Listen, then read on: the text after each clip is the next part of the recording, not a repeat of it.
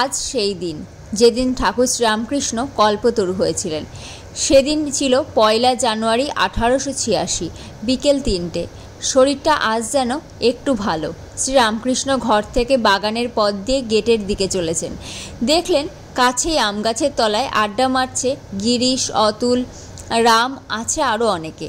কাছে গিয়ে ঠাকুর গিরিশকে বললেন, হ্যাঁ রে, তুই নাকি আমার নামে কী সব বলে বেড়াচ্ছিস? আমি নাকি ভগবানের অবতার?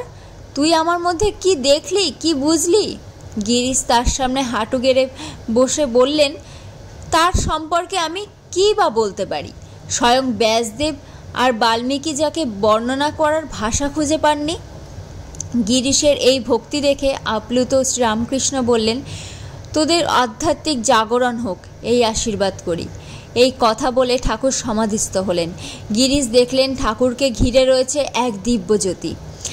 জয় শ্রীরামকৃষ্ণ, জয় শ্রীরামকৃষ্ণ বলে শ্রীরামকৃষ্ণের পায়ের কাছে গিরিশ চিৎকার করে বলে উঠতে লাগল এবং ভক্তরা উন্মাদ হয়ে উঠল। কেউ আনন্দে, কেউ চিৎকার করে উঠল, কেউ বা ঠাকুরের দিকে ফুল ছুটতে লাগলো, কেউ বা ঠাকুরের পা জড়িয়ে ধরল। সমাধি ভাঙল শ্রীরামকৃষ্ণের। ভক্তদের প্রত্যেকে স্পর্শ করে তাদের মন মতো আশীর্বাদ করল। এই স্পর্শ ভক্তদের মনের মধ্যে বিপ্লব ঘটিয়ে দিল। কেউ হাসতে লাগলো, কেউ আনন্দে কাঁদতে লাগলো, অনেকে আবার ধ্যানে বসে গেল। পরে ভক্তদের জিজ্ঞাসা করা হয়েছিল সেই মুহূর্তটা কেমন ছিল, কেমন মনে হয়েছিল যখন শ্রীরামকৃষ্ণ স্পর্শ করেছিলেন।